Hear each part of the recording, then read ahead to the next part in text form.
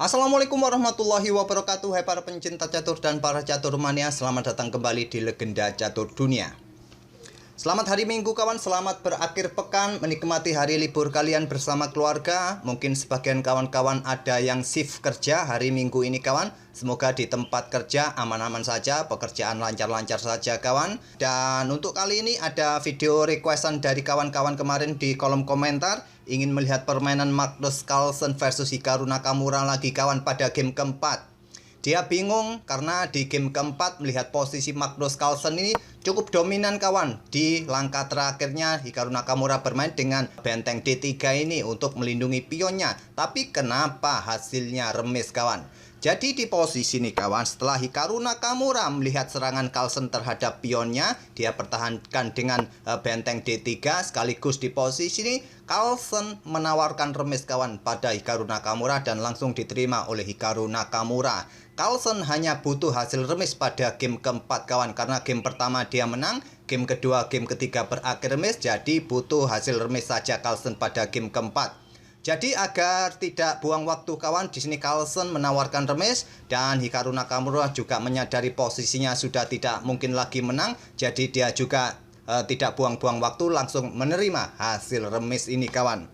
Jadi Magnus Carlsen menawarkan remis ini bukan bermaksud untuk apa-apa kawan, tapi memang untuk mempercepat permainan ini berakhir. Kalaupun dilanjutkan memang masih jauh dari ancaman skakmat kawan, tapi posisi putih sudah dalam posisi kolaps. Bagaimanakah game keempat ini bisa sampai terjadi seperti ini? Sampai posisinya Hikaru Nakamura ini kolaps kawan. Kita langsung mulai lagi ke langkah pertamanya. Di game keempat ini Hikaru Nakamura pegang putih mengawali pembukaan ready opening seperti pada pembukaan game kedua kawan, dengan ready opening juga. Dan berlanjut langkah-langkahnya sama kawan, bermain dengan King's Indian Attack variasi Fiacento dari Magnus Carlsen dan pion E5, pion D3, kuda C6. Dan disinilah sedikit berbeda dari permainan game kedua kawan. Di game kedua Nakamura bermain dengan pion C4, terjadi pertukaran pion dan terjadi pertukaran menteri langsung kawan di langkah ke-8 ini.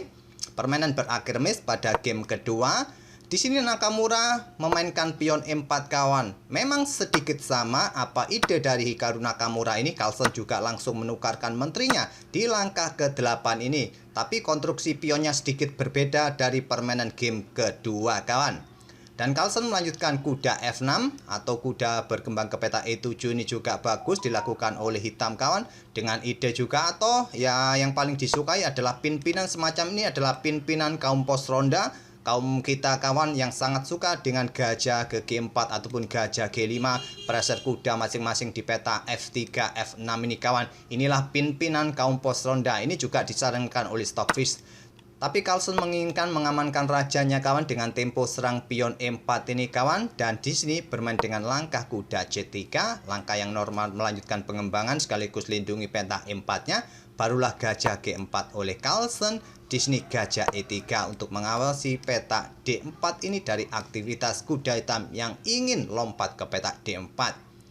Dan di sini kawan, Carlsen mulai berpikir kawan, mulai menghabiskan waktunya untuk membuat langkah pion A6 untuk mencegah pergerakan kuda yang ini mencoba melakukan skak garbuan terhadap benteng ini kawan.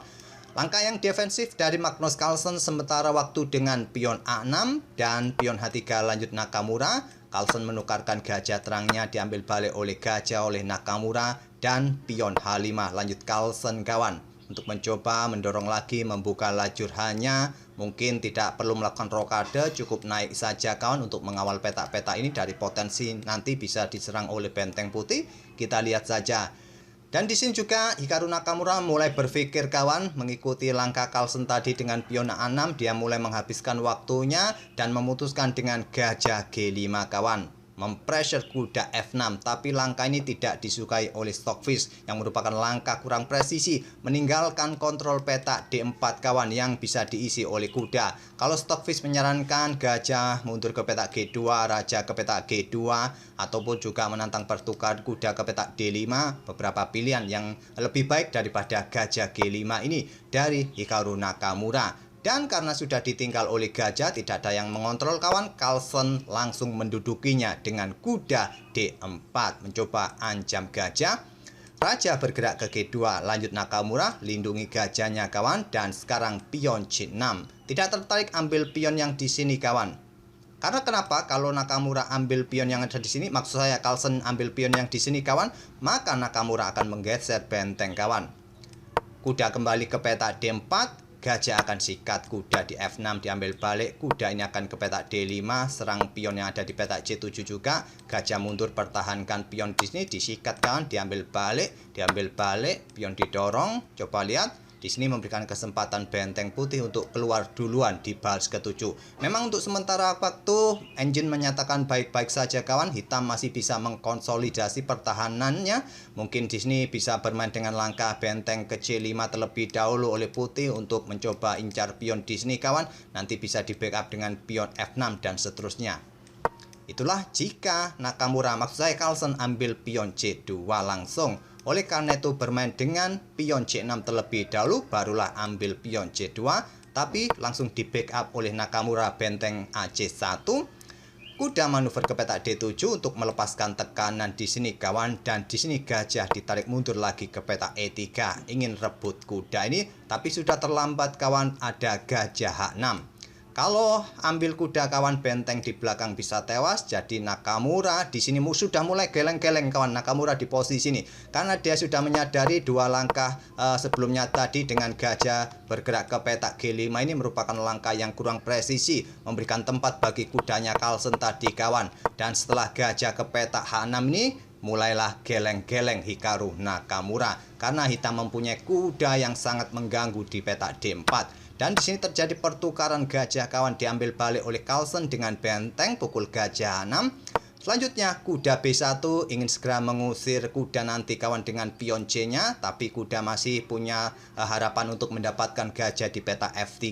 Jadi Carlsen memutuskan untuk mengangkat rajanya ke peta E7, pion C3, kuda ambil gajah F3 diambil balik oleh raja, dan Carlsen pion H4 ingin membuka permen di lajur H jelas. Di blokade, maksud saya ditutup oleh Nakamura, menolak pertukaran dengan pion G4. Kuda C5 lanjut Magnus Carlsen kawan, berencana menuju peta E6, kemudian bisa ke peta F4 ataupun ke peta G5 nanti. Dibalas dengan langkah kuda D2 oleh Nakamura, kuda E6. Kuda C4 berencana lompat ke peta B6, bisa ke peta A5, bisa tekan pion B7 ataupun pion C6. Sementara waktu incar pion yang ada di peta E5 dipertahankan Carlsen dengan pion F6. Memilih ke peta A5 dipertahankan dengan benteng kawan ke B8, karena mendorong pion juga bisa jatuh pion yang di sini. Jadi pertahankan dengan benteng B8 oleh Carlsen. Benteng diangkat kawan, berencana ditumpuk. Dan di sini benteng H turun ke peta H8 oleh Carlsen untuk mengontrol peta D8 ini dari potensi benteng yang ditumpuk nanti, mungkin menantang pertukaran benteng nanti di lajur D kawan.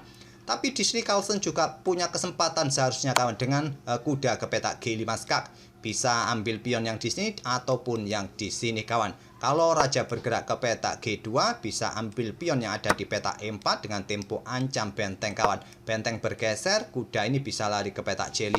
Seumpama mempertahankan pion pusat kawan, ya pion ini jatuh kawan, dan bisa meloloskan pion hitam di lajur H. Ini juga bisa merepotkan. Di sini juga hitam bisa menang. Tapi Carlsen memilih permainan yang kalem kawan, tidak memberikan kesulitan yang terlalu berat bagi Nakamura dengan kudanya ke petak G5, karena di sini Carlsen hanya butuh hasil remis, mungkin menahan posisi imbang saja sudah cukup bagi Magnus Carlsen, tidak terlalu menyulitkan Nakamura. Dan di sini benteng CD1, benteng HD8 terjadi pertukaran, diambil balik oleh kuda agar bentengnya tetap menjaga pion ini kawan dari ancaman kuda. Selanjutnya adalah pion G5, mengorbankan pion kawan agar jika nanti kuda kembali tidak menempati peta G5. Dan diterima oleh Carlsen. Selanjutnya kuda ke C4.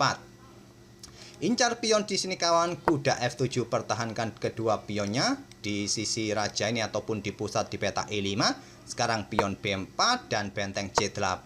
Persiapan pion ini mengganggunya nanti kawan. Kalau dihadang dengan pion ini nanti pertukaran dan siap menyerang di lajur C ini kuda serta pion. Raja bergerak ke E2, pion B5. Kuda ke E3 kawan, dijawab dengan langkah pion A5, mengorbankan pionnya sementara tapi nanti masih bisa direbut oleh benteng dan diterima oleh Nakamura. Benteng A8, kuda C2, benteng ambil pion. Di sini kuda bergerak ke B4 incar pion di sini kawan, dan juga menjaga pion A2-nya. Carlsen melangkah dengan raja ke E6 untuk menghindari tempo skagarbuan tadi, dan kuda langsung ambil pion C6 oleh Nakamura. Benteng ambil pion A2 skak. Di sini raja naik ke peta F3.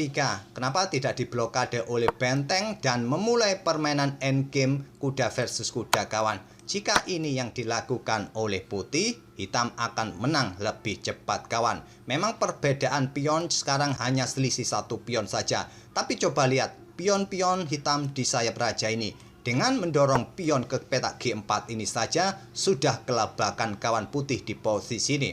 Kalau diambil pion ini lepas kawan dan bisa promosi, sudah tidak bisa dikejar lagi. Seumpama tidak diambil, raja mencoba mengejar pion hitam kawan, nanti ya tetap kawan pion G pukul pion H3, raja ke F1, dan nanti masih bisa bermain dengan kuda-kuda untuk membackup pionnya promosi kawan. Di sini pun juga ada beberapa pion lemah yang nanti bisa dikejar oleh kuda hitam ini kawan. Bisa kontrol peta ini, jika pion ini nanti didorong berkoneksi dengan pion yang lain, pion-pion putih nanti akan lepas juga.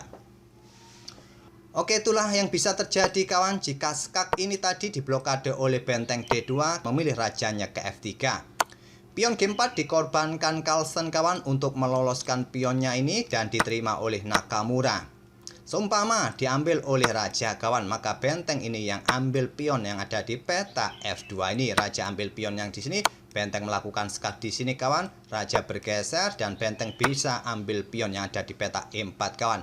Tetap hitam akan tetap unggul kawan, tapi Nakamura mengambilnya menggunakan pion H, dan pion ini mempunyai jalan tol kawan, tapi masih ada benteng yang membackup baris belakang, sementara tak ada masalah. Tapi selepas benteng C2 ini ada masalah berikutnya kawan. Pion ini lemah dan diikuti dengan langkah kuda berikutnya kawan ke peta G5, incar pion yang di sini, skak juga memberikan backup bagi pion nanti didorong kawan ke peta H3.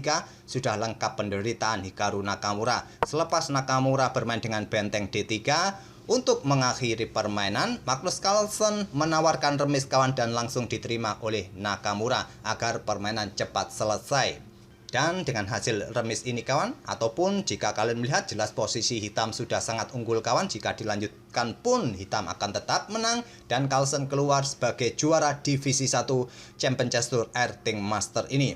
Jadi Magnus Carlsen menang divisi 1, Caruana menang divisi 2, dan Sam Sevian menang divisi 3 kawan.